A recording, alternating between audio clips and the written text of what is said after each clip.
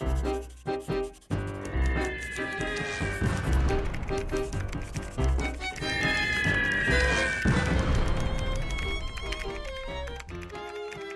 American press, what we've seen is it went from an objective state and something that, the universities and colleges have encouraged, objectivity, fairness, getting both sides of the story. After 2001, and this is particularly what's been seen in the cable news networks, is that you get this kind of exaggeration happening. Particularly with conservative commentators and particularly with Fox, you see this massive amount of almost, you would say, exaggerated falsehoods. You see comments that are just taken out of context, really, and you kind of go, where does that come from? And how could it so quickly change? What happened to the principles of journalism that a lot of journalists are taught and ingrained with? And I think what's happened is that what we've seen is this change in the American media landscape in terms of there's so much pressure, and there's become so much pressure to make a profit, and huge profits in the media. And the media, by and large, has often been very profitable, bringing returns that you don't often see in other industries. And so, but there has been even so, there's been a push to maintain those profits, to increase those profits. And what we've seen happen is that to do that, you have to attract more viewers.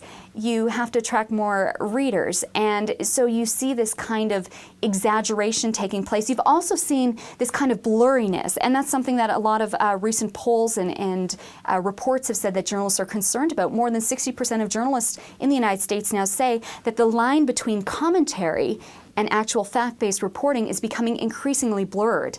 And I think that's a huge problem. So we're not necessarily seeing Fox News as in the newscasts, promoting anti-Canadianism or mentioning, subjects that bash Canada per se. What we're seeing this come from are the commentators, and they're not held to the same accountability that the traditional, quote-unquote, traditional journalist is held to.